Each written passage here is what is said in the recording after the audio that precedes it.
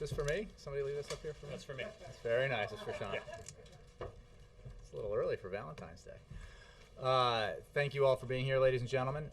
Today, as you probably noticed when you closely watched the President's remarks earlier, is all about the initiatives he's put forward to help responsible homeowners. I have with me here today the Secretary of Housing and Urban Development, Sean Donovan, who is spearheading these initiatives for the President and can describe them to you in detail and take your questions about them. And with that, I turn it over to the Secretary. Thanks, Jay. Obviously, we'll just be brief here and leave plenty of time for your questions about the specifics. There were a number of pieces to what the President talked about today. But most importantly, he talked about middle-class families who have been playing by the rules, doing everything right, paying their mortgages on time, and have not been able to benefit from record low interest rates. Through strong administrative action, as part of our We Can't Wait efforts across the administration, last fall we took very important steps to open up refinancing for Fannie Mae and Freddie Mac borrowers who are underwater. But today we still have too many families who may live next door to a family that, just like them, is paying their bills on time with their mortgage, and only because they have a Fannie Mae or Freddie Mac or an FHA mortgage, they've been able to lower their bills by an average of $3,000, and as a result, help not only themselves, their neighborhood, but also the economy more broadly. And yet, we have other families who are in exactly the same position, been responsible, and yet because they don't have a Fannie Mae or a Freddie Mac or an FHA mortgage, have been unable to benefit from the lowest interest rates in half a century. As the President said in his State of Union, we need to get back to American values that are about everybody being responsible, playing by the same set of rules, and everybody having a fair shake if they're doing the right thing and being responsible. That's what fundamentally this announcement was about today, was making sure that those families, any family that's doing the right thing, can benefit from the record low interest rates that we have today.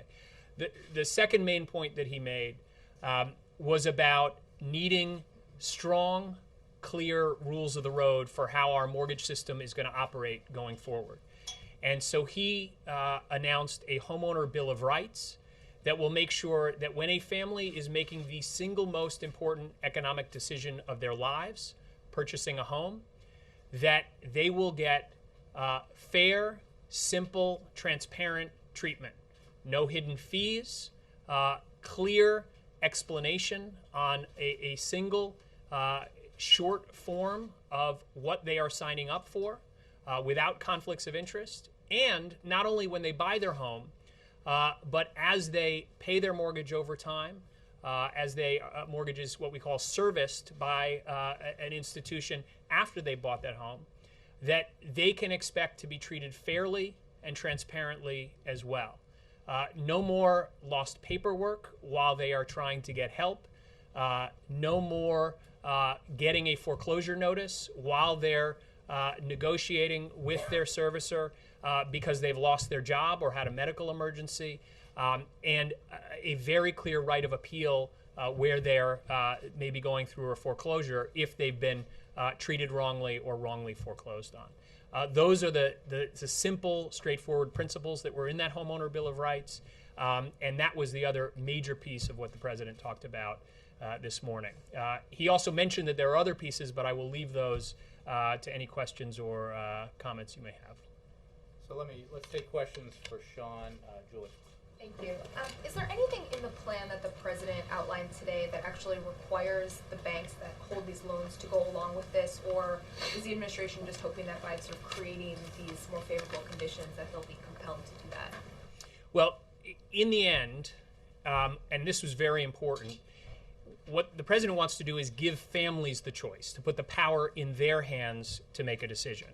A family that's holding a loan that isn't a Fannie Mae or Freddie Mac loan or an FHA loan has the choice to prepay that loan. They could pay off that loan, but they can't refinance today. So the bank will have no ability to say no to homeowners.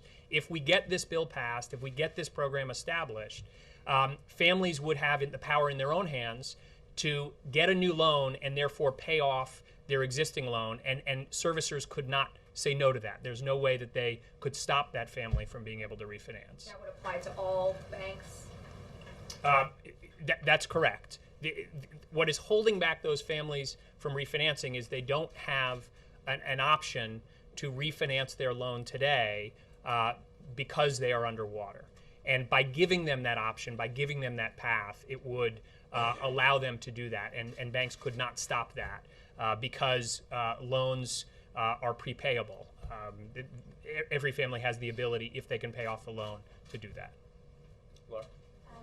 I wanted to ask about the FHA, which is already facing record losses. Running this program, would it require some movement of government resources to sort of bolster the FHA to make that possible? Let me take that question on two levels. First of all, there is broad recognition. Economists on all sides of the political spectrum have recognized that a broad-scale refinancing effort is one of the most important things that we can do, not only for families and for the housing market, but also for the economy more broadly. That for the average family, $3,000 more a year in their pocket, every year they pay their mortgage is like a significant tax cut and would boost consumer spending. It also has the effect of making it easier, obviously, for families to pay their mortgages, and therefore reduces defaults, reduces foreclosures, and helps to lift house prices as a result. And so there's broad recognition that this would be good for the housing market and good for the economy. And by the way, Fannie Mae and Freddie Mac and FHA, because of the scale of their portfolios that we already hold, improvements in the housing market would be dramatically good for the taxpayer as well, because it improves the value of all the investments that we already have. So that's, on a broad basis, the primary reason we've proposed this is because this is smart economic and housing policy. Specifically, though, as I've said before, the president just doesn't think it's right that a family that is doing the right thing arbitrarily, because they happen to have a mortgage that isn't a Fannie Mae or Freddie Mac or an FHA mortgage, doesn't have the ability to benefit. And so what we have designed here is a smart, cost-effective plan to be able to give those families access. And I want to get three specific ways that we would ensure that this would not harm the FHA or taxpayers. First of all, this is only available to homeowners that are current on their mortgages.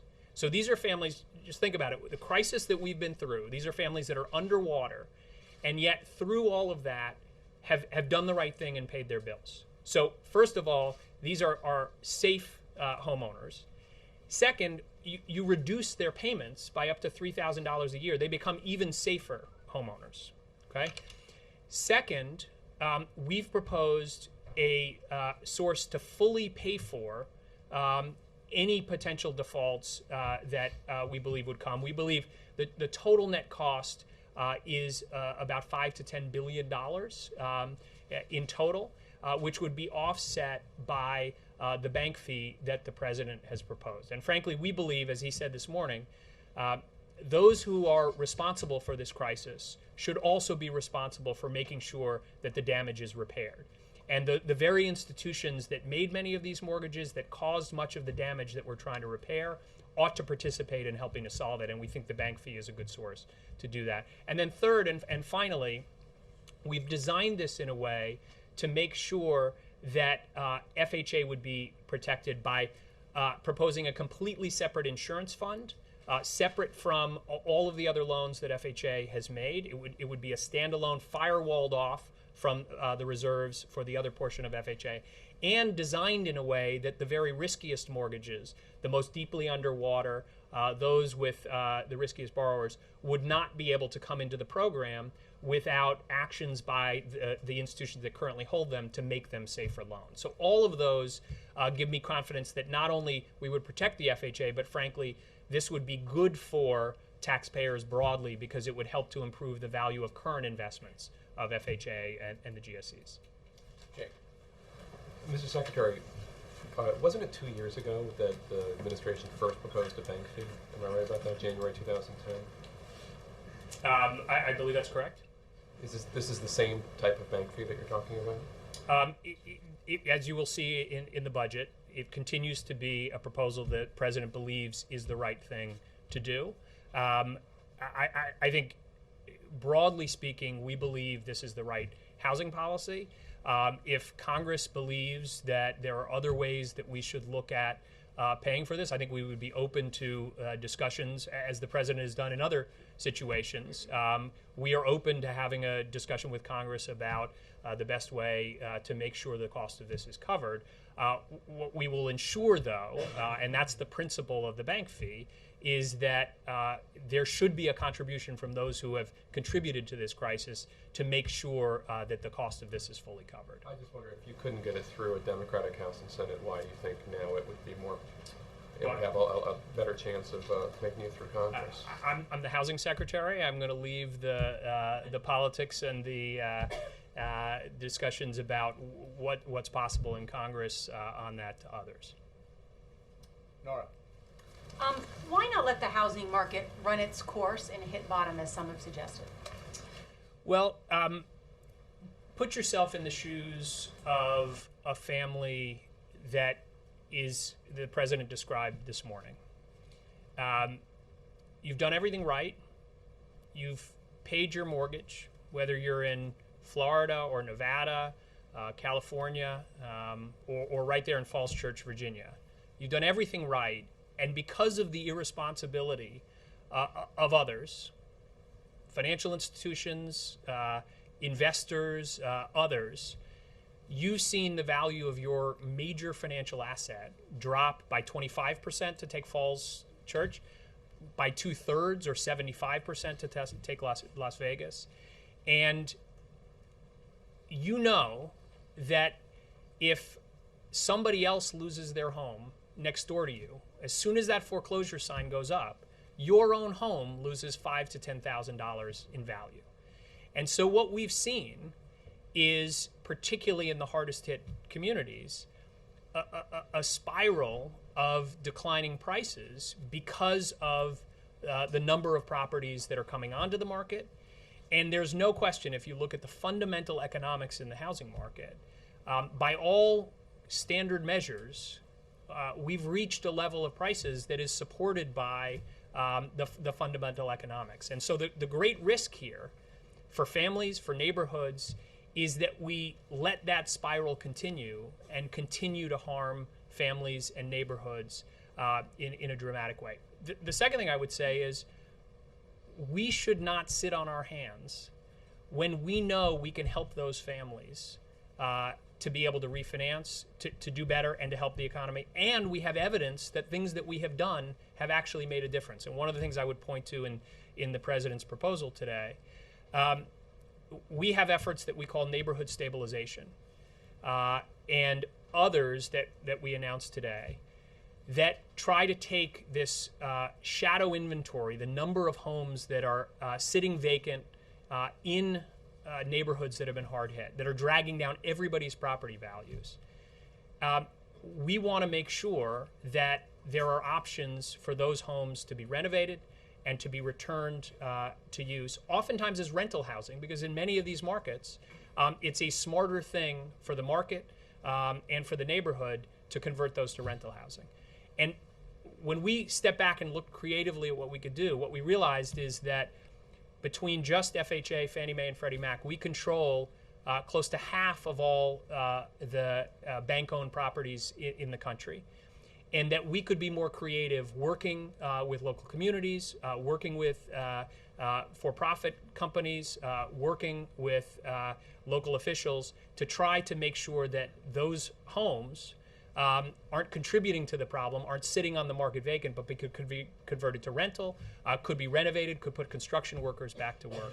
All of those things are steps that have been effective already. On average, where we've made those investments, we've seen 75% of those neighborhoods, we've seen the vacancy rates decline, And 2/3 of those neighborhoods, we've seen the house prices rise relative to surrounding communities. So we have tools that we know work, and we're not going to sit on our hands watching middle-class homeowners who've done the right thing and played by the rules get hurt by a strategy that says simply, we're going to stand by and watch them suffer. But you may be asked, you may have to sit on your hands because Congress has said that this plan is dead on arrival. You couldn't get a bank levy passed, as Jake pointed out, 2 years ago when Democrats controlled the House and the Senate. Why shouldn't this proposal today, in an election year, not look like just an effort, a politically motivated effort to reach out to homeowners in key battleground states that just also happen to have big mortgage foreclosure issues like Nevada, Arizona, Florida, etc.? Well, I'm going to leave the election year politics to others. Let me talk about the facts here and the economics and the housing issues. Let me If you just. don't want to talk about the politics, then what's to say that any of this is actually going to help anybody when Congress is not going to So approve that's the it? question I was going to try to answer.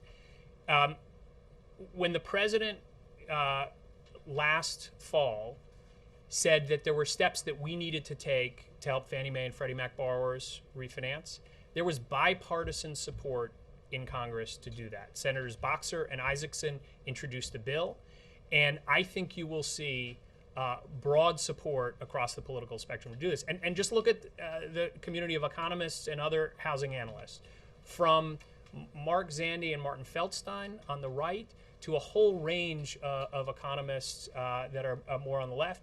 This is one of the things that folks believe is the most important step that we can take. And by the way, we're not just depending on Congress.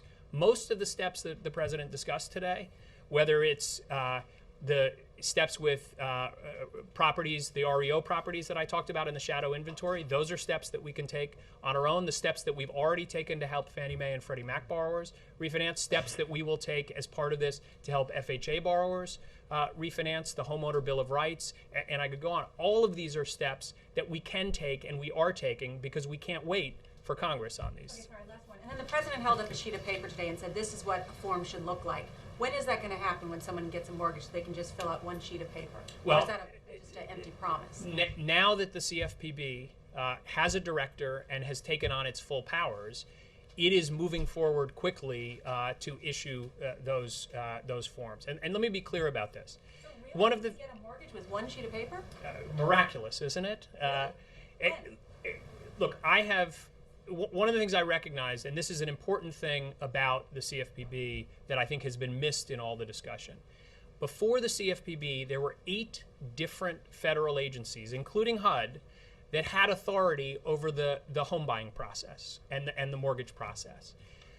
By consolidating those, and specifically, both HUD and the Fed had control over those forms that you sign. And there were conflicting rules that we had, and that's one of the things that led to these forms being far more complicated than they should be.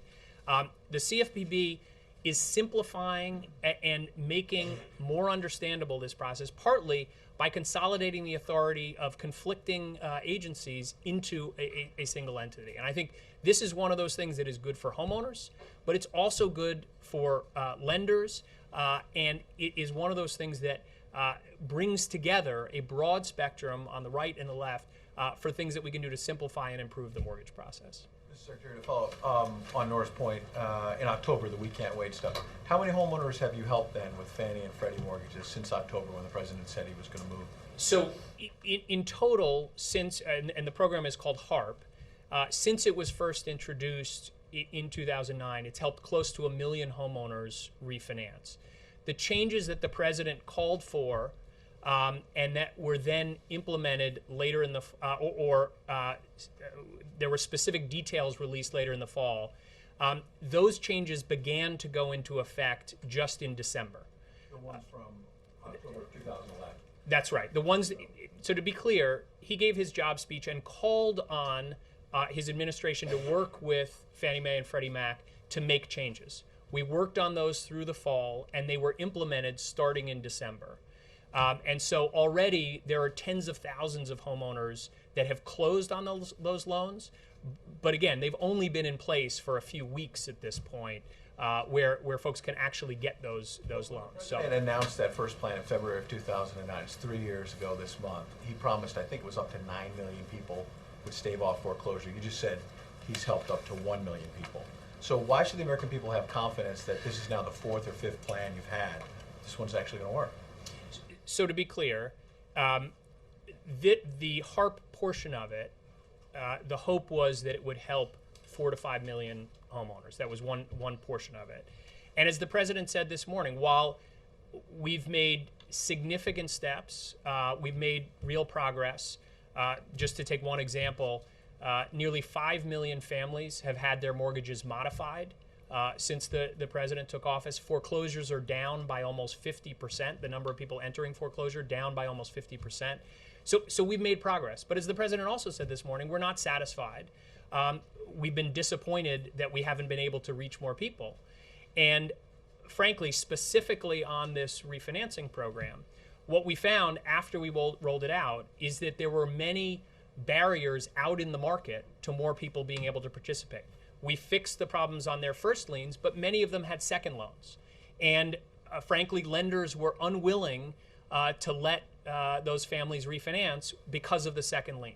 So we went out and negotiated with those lenders, and we got their approval to automatically resubordinate those loans. That was an important step. Mortgage insurers that were standing in the way of those families being able to. So there's a whole series of barriers out in the market, and I would just say, frankly, one of the problems we had is our mortgage system got so complex. There were so many different players that that very complexity that led to the crash also made it harder to fix.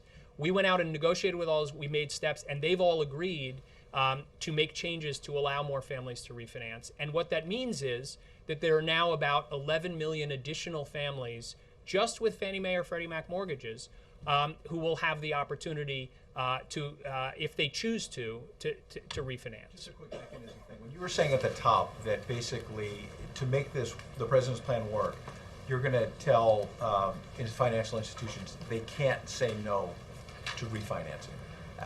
How does the federal government tell private institutions you can't say no? You misunderstood. Okay.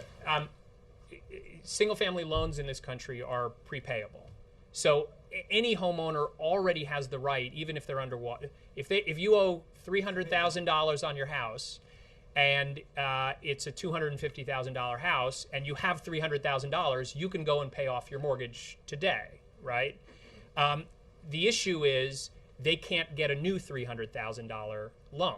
So what this plan would do, the way it breaks through this barrier for these families, is to allow them to refinance that loan, to get a new loan that allows them to pay off their existing loan. There's nothing the existing lender can do today. We're not changing this at all. The existing lender today can't stand in the way of a family paying off their existing loan. You're saying if they have $300,000 laying around to pay it off, or how do they do that? I don't understand.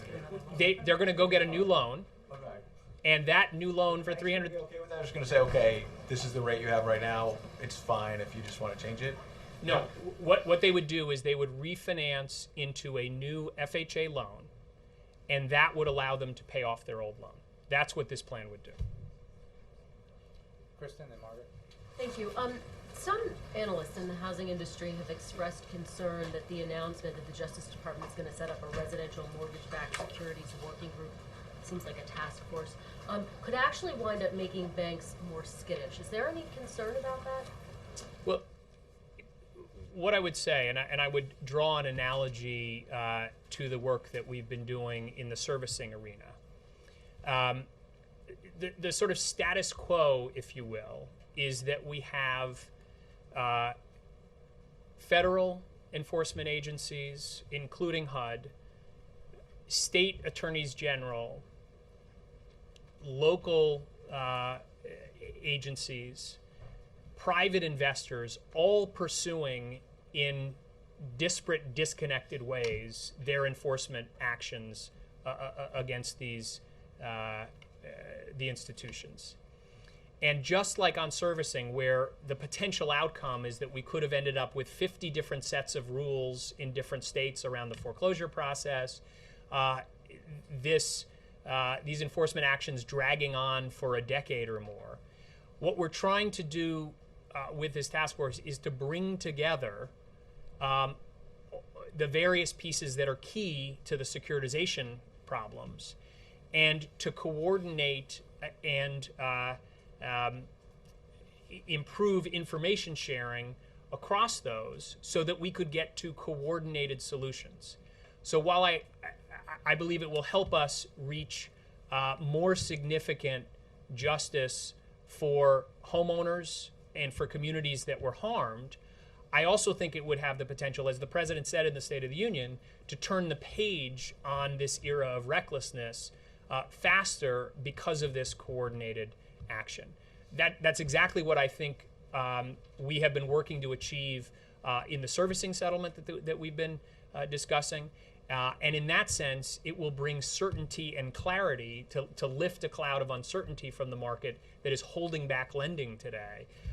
Will help to contribute to lifting that cloud as well by this coordination. And I understand that would be the impact on the market, but in terms of the impact on the banks and how they're approaching loans, I mean, is there any concern that it might have a negative impact or a negative effect? Look, clearly there needs to be accountability for mistakes that were made. Where mistakes were made, there will be penalties. There will be restitution that needs to be paid to homeowners that were harmed. There's no question about that. But again, on the other side, having a disparate set of actions that are pursued independently, just as they were by the state attorneys general on foreclosure, in a disconnected way, leaves a cloud of uncertainty on these institutions, and we need more clarity. We need the clear, simple rules of the road to help us here. And again, this is part of what the Homeowner Bill of Rights that the president announced today is really aimed at.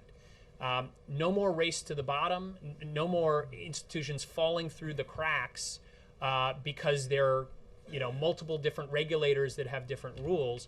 A single clear set of rules about how mortgages are serviced, who's responsible, and frankly, that will not only be good for homeowners and the housing market more broadly, it will also be good for investors because they will now have clarity where they own a mortgage, who's in charge on making decisions when a homeowner gets in trouble. What can they expect? Those clear rules of the road are good for homeowners and communities, but they're also good for investors and markets and institutions. Margaret, Laura, and then Thank you. Thanks.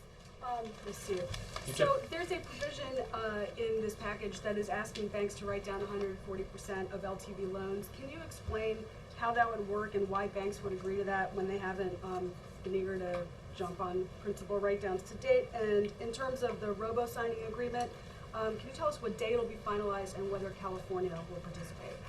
I'm not going to comment on the specifics that you asked about on the servicing settlement. All I would say is that we are making good progress there.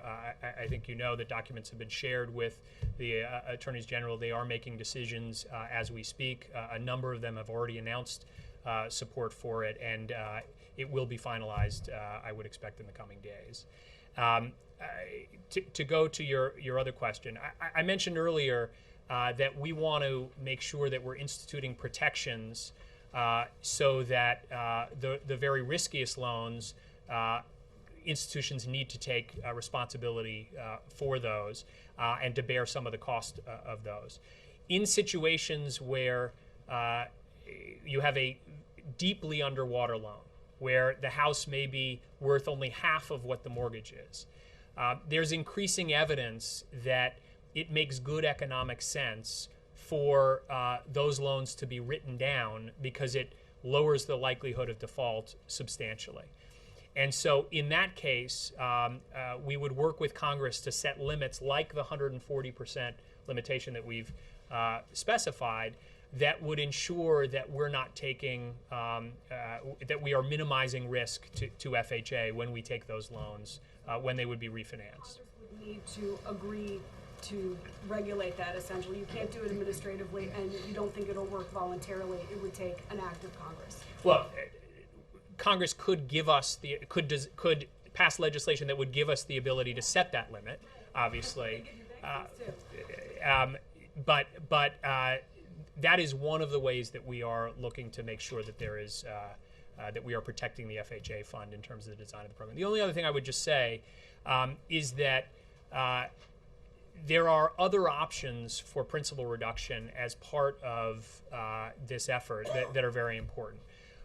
One of the things that the record low interest rates that we have today, one of the sort of powers that creates is the ability for a homeowner to choose either when they refinance to take their savings in lower payments, but also to take their savings and plow it back into paying off their mortgage more quickly. And almost any homeowner that's below that 140% loan to value level, if they choose to take their savings and put it into reducing their principal by shortening the length of their loan, almost every one of them with today's low interest rates can get back above water, can rebuild their equity in 5 years. And that's something that we would want to encourage with this plan. So what we're proposing is that the closing costs for those refinancings would be eliminated where a homeowner chooses to plow their savings back into reducing equity. And we think that could be an important part, using the power of the low interest rates today to help families get back above water more quickly. Because as I said, there is mounting evidence that principal reduction is an important element of helping there be fewer foreclosures and to help the housing market recover. I don't understand your answer to Nora's question.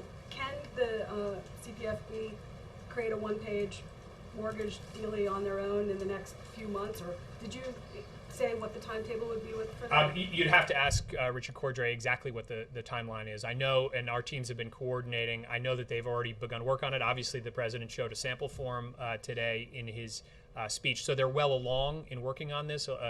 Elizabeth Warren began work on this even before she left the agency, so it is well on its way. I don't have an exact date for you on when it'll be completed. Laura? Hi, taking sort of a step back. Obviously there have been several ideas put forward to try to deal with this problem over the last 3 years, and there have been a couple even, both in this administration and last administration, that tried to use FHA to refinance people, and none of them have really worked that well. So I'm just wondering what is sort of fundamentally different about this program, even if you could get it through Congress, that would suggest this would work when every other effort has had just sort of minimal success. Well, and I talked earlier about the fact that while many of these efforts have not reached as many people as we had originally hoped, if you go to talk to any of those more than a million families who've had their FHA mortgages modified, for example, through our loss mitigation efforts and have been able to stay in their homes, the remaining number of the almost 5 million families that have had them modified through other efforts. If you talk to the 60% of African American or Latino homeowners who were able to buy a home last year because of an FHA mortgage, I think it's fair to say that without FHA, without the programs that we've had and the impact that we've had, this housing crisis would have been much, much worse. We were successful in pulling this housing market back from the precipice, from 30 straight months of house price declines to house prices actually rising in the first year that the president was off. So we have made a real impact, and FHA has been an important part of that and has reached millions of homeowners. So I think it's fair to say that while not all of those efforts have been successful or reached the families we had hoped, there has been a real impact, and you could go talk to those families about that impact. Specifically on this effort, what we've seen is that refinancing is something that middle-class homeowners who've been paying their bills, have been doing the right thing, fundamentally believe is a choice they want to make.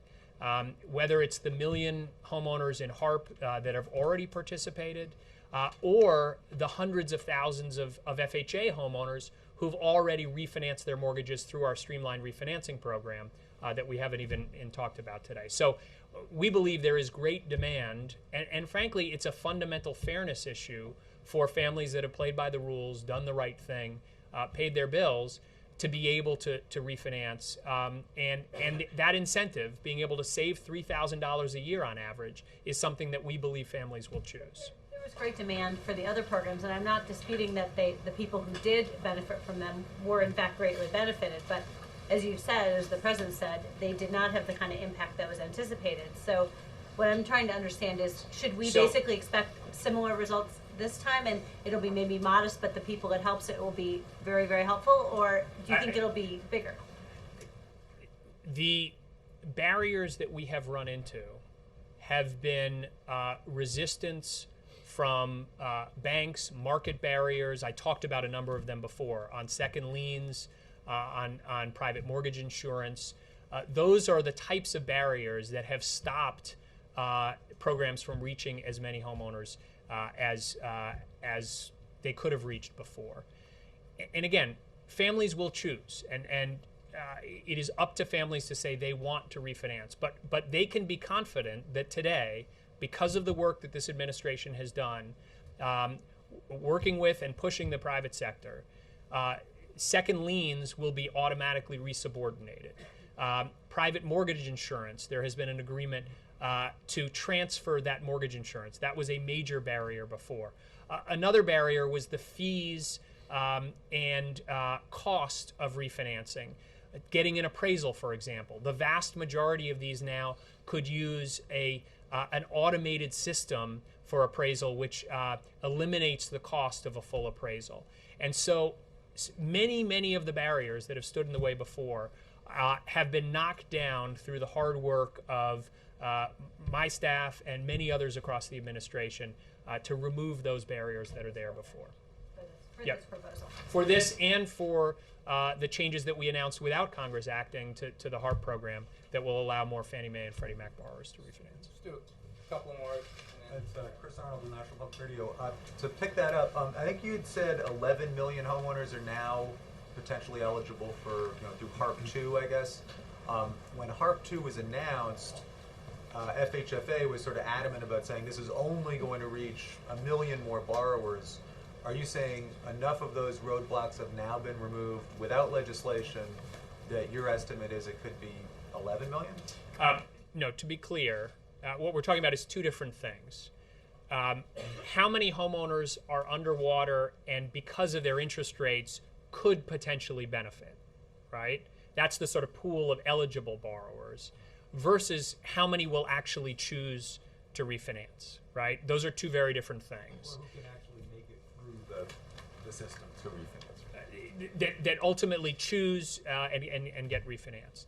So the changes that have already been announced to HARP, that have been done through administrative actions as part of our We Can't Wait efforts, would make eligible a significant portion of those 11 million. But there remain additional barriers. And to be clear, those 11 million are Fannie Mae or Freddie Mac borrowers that are underwater and could benefit from a refinancing. There are some additional barriers, particularly for those homeowners that are above water, for example. They didn't get some of the same changes that were done for underwater borrowers. We believe that we ought to clear away those remaining barriers to allow that full group of the 11 million at least to be eligible.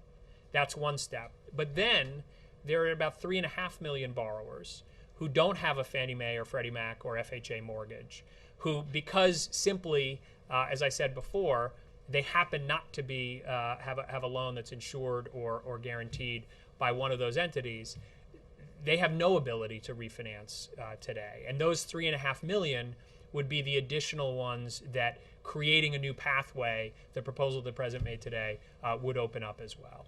Do you have an updated estimate of if we were saying 1 million through HARP 2 several months ago, currently with the changes that have been made, is there an estimate for how many people might be reached now? Or?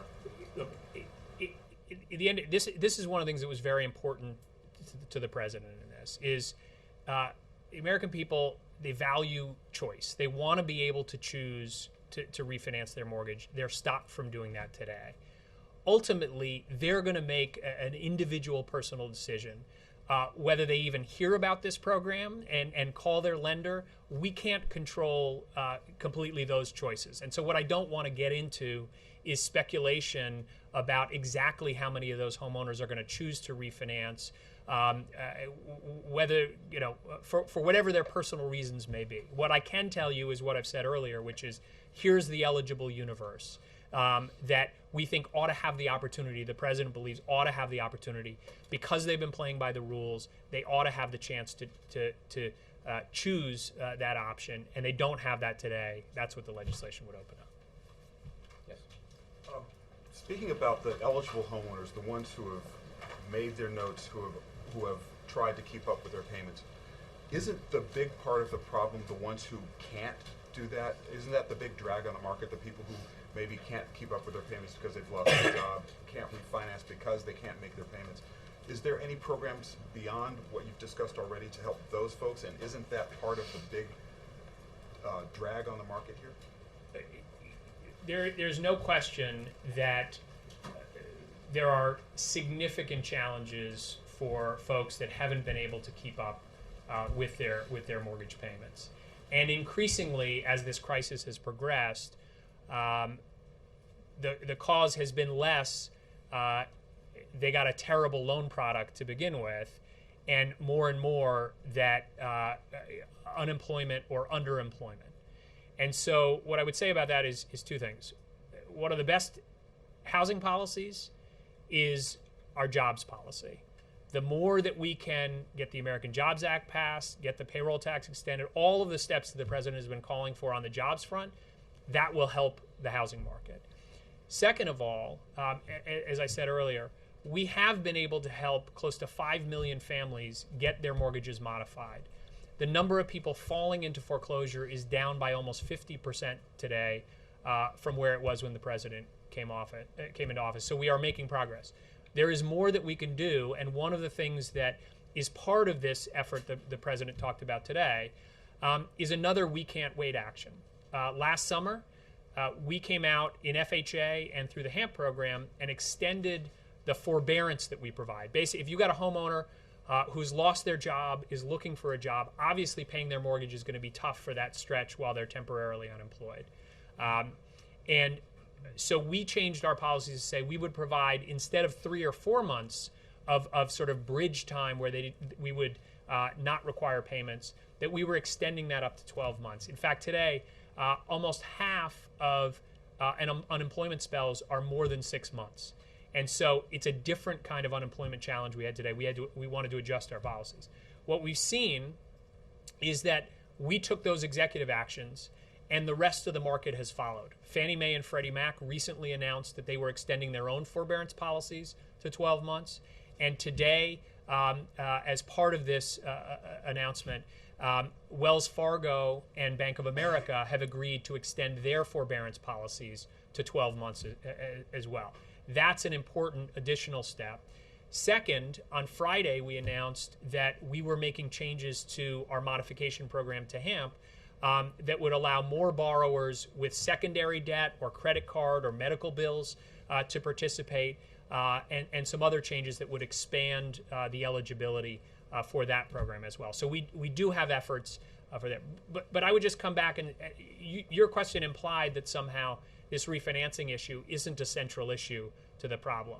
And if you talk to, as I said, economists across the political spectrum, they believe, and we believe, the president believes, that broader scale refinancing is one of the most important steps we can help for these families to put $3,000 more a year on average into their pockets, but also to help the economy more broadly, because consumer spending is obviously a critical piece of what is going to help accelerate our recovery. And so we believe that the announcement today on refinancing is also a critical piece of the puzzle, and in fact is one of the most important things that we can do. Thank you all very much. I appreciate it. Thank you, Sean. Thank you.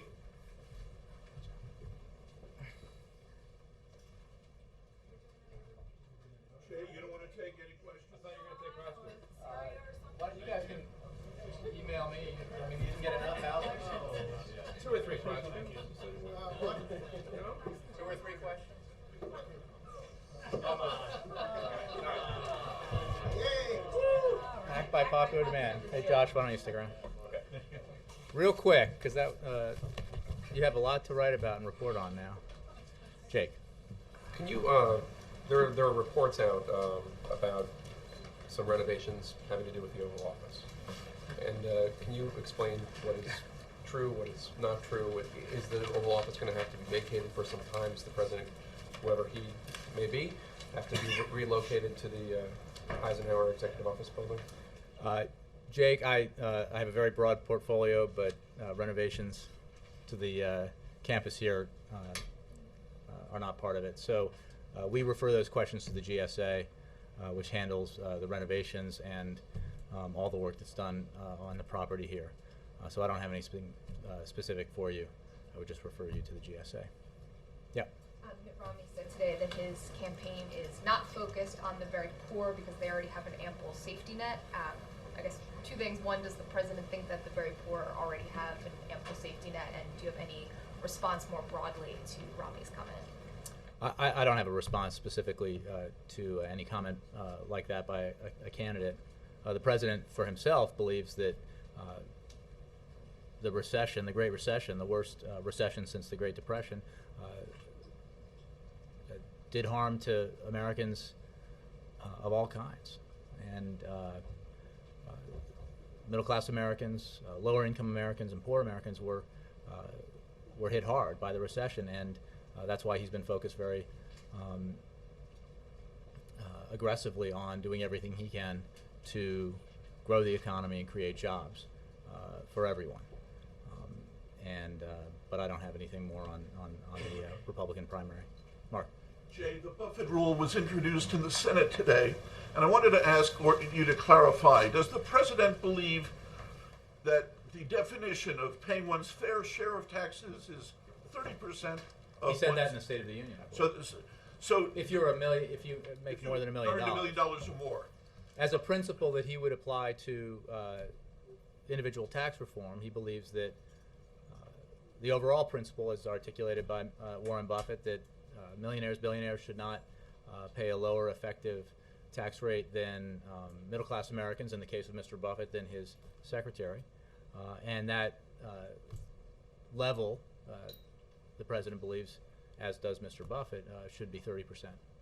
and if the Buffett rule were enacted, does that mean the president would no longer seek to eliminate the so-called Bush tax cuts for the wealthy? Well, they're obviously very related because they have to do with federal income tax. The president's approach towards overall individual tax reform would be guided in part by the principle established in the Buffett rule. He has made clear for many years now that he favors extending permanently the middle class tax cuts while letting expire the upper income Bush tax cuts, which, as I want to make this point, adds $800 billion over 10 years to our deficit, just the higher income tax cuts. What an overall tax reform package would look like and what the overall rates would be, would be worked out, but those principles would guide it. And certainly in the president's position, it remains, absent any action on individual tax reform, that the upper income Bush tax cuts should expire.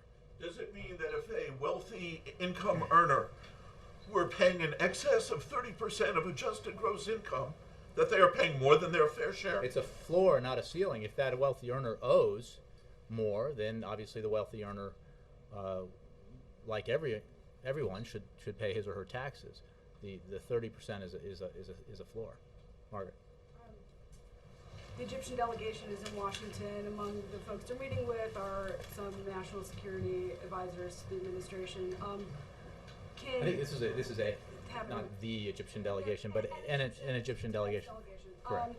And so what I want to know is, does the president or the vice president intend to speak directly with any of them? And can you give us any update on whether anything concretely, whether the ball has been moved on this sort of diplomatic standoff, and where are those discussions about the NGOs? There are no plans to have the president or the vice president meet with this particular delegation. The president, as I think we read out, spoke with General Tantawi not that long ago, and we are very actively engaged diplomatically with the SCAF, Supreme Council of the Armed Forces of Egypt, on the issue of the American citizens who have been told they can't leave Egypt. And we continue to work on that, but I don't have any update for you. Yes, sir. Jay, the Bipartisan Policy Center, collection of Democrats and Republicans, Chuck Robb and others came out, you may have seen this with the report, which talks about the need to, in its view, bolster Gulf allies and undertake Gulf covert activities regarding Iran, but specifically it suggests that there be what it calls an increase in rhetoric. It says, through a negotiated settlement, Iran should abandon its nuclear program through negotiations or have its program destroyed militarily by the U.S. or Israel. It's basically suggesting that what the options off the table statement is not credible. Do we think that that I is don't think it credible? suggests that at all. I think our president's policy is very clear. We are working, because of the approach he's taken, we have brought together the most comprehensive international consensus that has ever existed with regards to opposing Iran's refusal to live up to its obligations. It has resulted in the most stringent sanctions regime ever that has had direct and measurable effects on the Iranian economy and has clearly had an impact on the Iranian regime. The President makes clear that he is determined, and it is this administration's policy that we are determined to prevent Iran from acquiring a nuclear weapon. He has made clear, and others in the administration, including myself, have made clear that we do not exclude any option in ensuring the fulfillment of that policy position. The President strongly believes, as do many of our international partners and allies, that the course we are on is the right course. It is having significant effect, but it should be clear that we do not rule out any options. Last one. Let me go all the way in the back. Yes, sir. Follow up on the questions asked previously about the Situation Room meeting, monthly Situation Room meeting on Afghanistan, Pakistan. We haven't seen the readouts for several months now. Has that meeting stopped, or you are not providing? You know, I do apologize. I haven't looked into that. There are regular discussions, obviously, about the implementation of the president's Afghanistan policy. I don't believe for the last several months there has been a president-run AFPAC strategy meeting or AFPAC implementation meeting, but I will check on that for you. The NATO report in circulation about which says that Pakistan supports Taliban to come back in power. What do you have to say on this? I'm sorry, I apologize. I didn't quite hear. There is a report in circulation about a NATO and ISAF report which says that Pakistan continues to support Taliban to come back in power. BBC report. Yeah. Well, I don't really have any comment on that. Obviously, we, and I'm not familiar with the report, frankly, but the president's strategy is very clear. It is driven by the goal to disrupt, dismantle, and ultimately defeat al-Qaeda. It also has as its objective to stabilize Afghanistan, to give the Afghan government the breathing room necessary to build up its armed forces, to allow it to gradually take over security lead. We are in the process of that transition as we draw down U.S. forces that were sent in the surge. That process will result, as articulated by NATO in Lisbon, in the full transfer to Afghan lead by the end of 2014. Thank you all very much. And thanks to whoever left the candy.